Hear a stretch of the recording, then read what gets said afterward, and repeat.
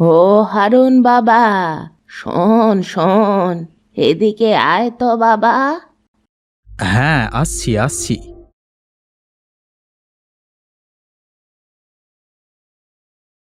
হ্যাঁ বুড়িমা, কিছু বলবে? তা এবার জমিতে কি চাষ করবি? এখনো সিদ্ধান্ত নিইনি বুড়িমা, দেখি কি চাষ করা যায়। শোন বাবা, তুই এই বীজগুলো তোর জমিতে লাগাতে পারিস। দেখবি তোর জমির ফসল কোনো দিন শেষ হবে না। কিন্তু বুড়িমা, আপনাকে ঠিক আমি চিনতে পারলাম না। আমি তোর মায়ের দূর সম্পর্কের বোন হই, চিন্তা করিস না বাবা, বীজগুলো লাগাস। এই বলে বুড়ি বীজগুলো হারুনের হাতে দিয়ে সেখান থেকে চলে যায়।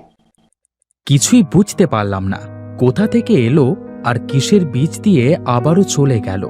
না, যাই বাড়িতে যাই, পরে ভেবে দেখব কি করব। এই বলে হারুন কোদাল নিয়ে বাড়িতে চলে আসে।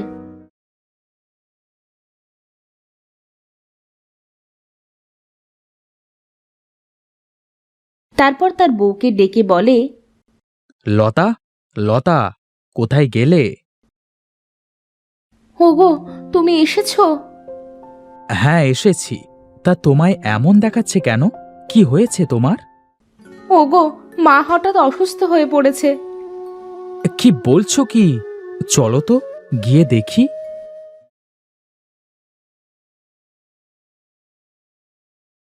মা, মা, তোমার কি হয়েছে? এই তো বাবা, হঠাৎ মাথাটার মধ্যে ঘুরে পড়ে গিয়েছিলাম, বৌমা ধরে ঘরে নিয়ে এসেছে।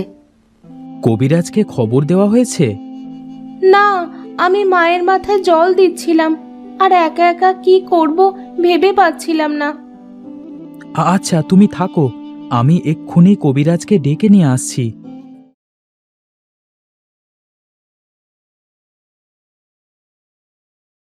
বৌমা, বৌমা, আমি একটু জল, জল। মা, মা, আপনার আবার কি হলো? আমি এক্ষুনি জল নিয়ে আসছি।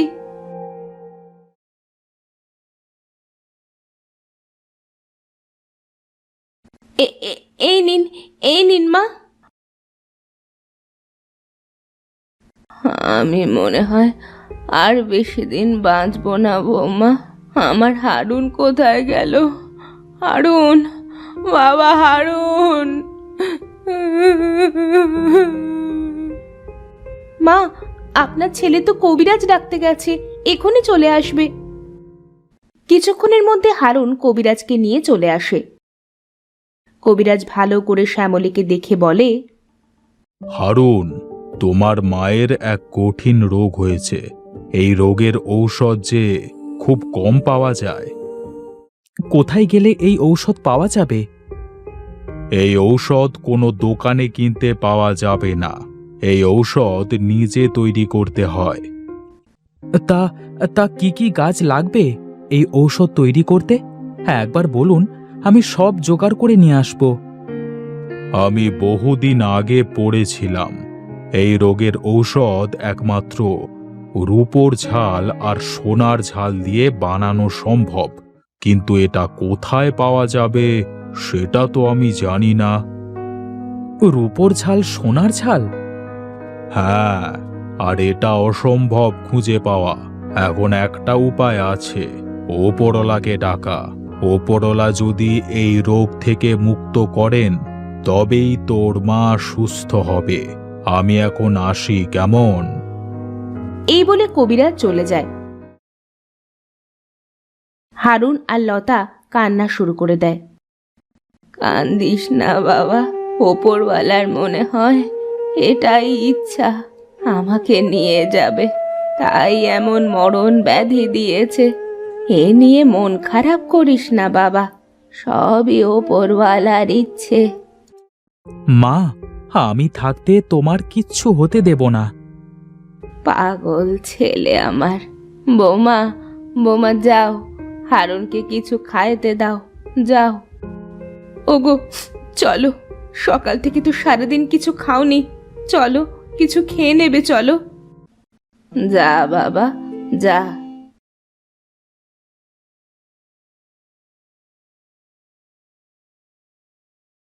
ওগো, তোমার কোমরে ওটা কি? সে কখন থেকে দেখছি তোমার কোমরে এটা বেঁধে রেখেছো। এটা গাছের বীজ, এক বুড়িমা জমিতে রোপণ করবার জন্য দিয়েছেন। বুড়ি দিয়েছে? তা কিসের বীজ গো? জানি না গো, বুড়িটা পাগল মতো ছিল বলে আমি আর কিছু বলিনি। দিল, নিয়ে কাছে রেখে দিয়েছি। ধরো, পরে ফেলে দিও তো। আচ্ছা, ওখানে তুমি রাখো, আমি পরে এটা ফেলে দিব। আর তুমি বসো, আমি তোমার জন্য ভাত নিয়ে আসছি।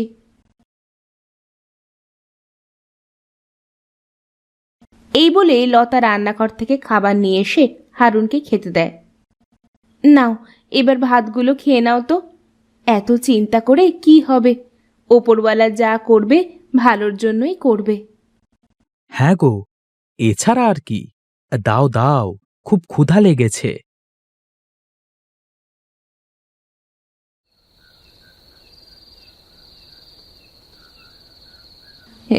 কি কি আমার ঘরে হঠাৎ এত আলো আসলো কোথা থেকে? এমন সময় সেই বুড়ি দৃশ্যমান হয়।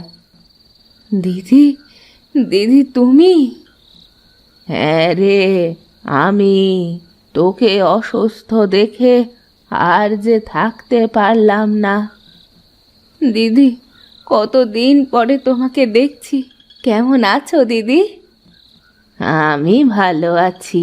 শোন, তোকে একটা কথা বলতে এসেছি। কি কথা বলো দিদি? তোর ছেলের কাছে আমি আজ দুপুরে অনেকগুলো বীজ দিয়েছি। ওকে ওই বীজগুলো মাঠে রোপণ করতে বলিস। দেখবি তোদের সব দুঃখ কষ্ট দূর হয়ে যাবে। সত্যি বলছো দিদি?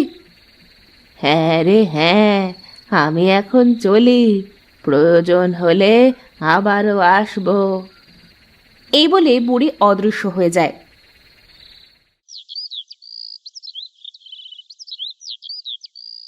পরের দিন সকালে শ্যামলী হারুনকে ডাকে। হারুন বাবা, হারুন। হ্যাঁ মা, বলো। কাল তোকে কেউ কিছু দিয়েছিল বাবা? হ্যাঁ মা, একটা বুড়ি অনেকগুলো গাছের বীজ দিয়েছিল, বলেছিল জমিতে রোপণ করতে। হ্যাঁ রে, ওই বীজগুলো কোথায় রেখেছিস? এই নিন মা, এই বীজগুলো। শোন বাবা, এই বীজগুলো আজ মাঠে রোপণ করবি। ওপরওয়ালা চাইলে আমাদের সব দুঃখ শেষ হয়ে যাবে। আমি কিছুই বুঝতে পারছি না মা। আর তুমি জানলে কেমন করে আমার কাছে একটা বুড়ি বীজ দিয়েছে? আরে, ওটা আর কেউ না, ও হলো আমার দিদি। তুই কোনোদিন তাকে দেখিসনি। যা বাবা, এইগুলো জমিতে রোপণ করবি আর ভালো করে যত্ন নিবি। ঠিক আছে মা। এই বলে হারুন বীজগুলো নিয়ে মাঠে চলে যায়। তারপর বীজগুলো জমিতে রোপণ করে। এই তো, সব বীজ লাগানো শেষ। এবার জল দিতে হবে। যাই, ঘড়ায় করে পুকুর থেকে জল নিয়ে আসি।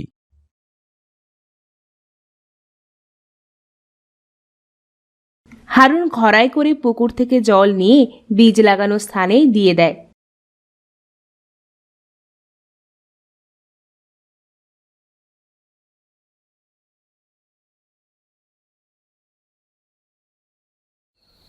সারাদিন কাজ শেষ করে রাতে হারুন বাড়ি ফেরে। হারুন বাবা, এসেছিস? হ্যাঁ মা, বীজগুলো লাগিয়ে জল দিয়ে তারপর এলাম। তা বেশ ভালো। যা, এখন খাবার খেয়ে ঘুমিয়ে পড় বাবা। হারুন তার ঘরে চলে যায়। ওগো, সারাদিন খাওয়া দাওয়া নাই, এইভাবে কেউ মাঠে কাজ করে? কি করব বউ, কাজ করতে শুরু করলাম, কখন যে সন্ধ্যা লেগে গেল কিছুই বুঝতে পারলাম না। আচ্ছা, তুমি বসো, আমি ভাত নিয়ে আসছি। এই বলে লতা রান্নাঘরে যায়। সেখান থেকে ভাত নিয়ে এসে হারুনকে ভাত খেতে দেয়। হারুন ভাত খেয়ে ঘুমিয়ে পড়ে।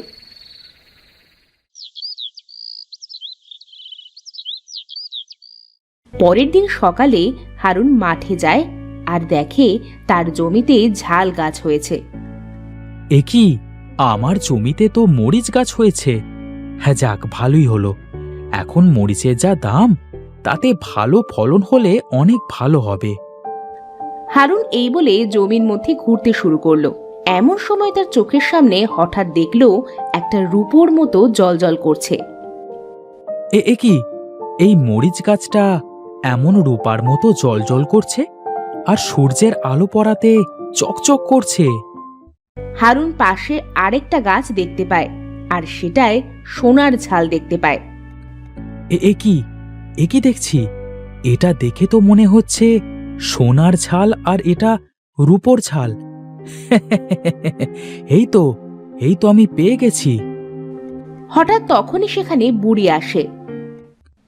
আরে হারুন, এই রূপোর ঝাল আর সোনার ঝাল খাওয়ালে তোর মা আবার আগের মতো সুস্থ হয়ে উঠবে। আমাকে তুমি ক্ষমা করে দিও মাসিমা, আমি তোমার কথায় বিশ্বাস করছিলাম না। তোর পাগল, যা যা, ঝাল দুটো তুলে তোর মায়ের জন্য ওষুধ বানা। আর এই যে জমিতে ঝাল চাষ দেখছিস, ওইগুলো কোনো দিন ফুরাবে না। এখন থেকে তুই এই ঝাল বিক্রি করে সংসার চালাতে পারবি। তোমাকে অনেক ধন্যবাদ মাসিমা। হারুনের থেকে বিদায় নিয়ে বুড়ি সেখান থেকে চলে যায়। তারপর হারুন রূপোর ঝাল আর সোনার ঝাল তুলে বাড়িতে নিয়ে আসে আর সেটা লতাকে দিয়ে বলে, যাও যাও, এই ঝাল দুটো বেটে নিয়ে এসো, মাকে খাওয়াতে হবে। কি দেখছি আমি, রূপোর ঝাল, সোনার ঝাল? হ্যাঁ হ্যাঁ, তুমি যাও, আগে ঔষধ বানিয়ে নিয়ে এসো তো, আমি মায়ের ঘরে গেলাম। হারুন শ্যামলীর ঘরে যায়। কিছুক্ষণ পর লতা রূপোর ঝাল আর সোনার ঝালের ওষুধ বানিয়ে ঘরে নিয়ে আসে।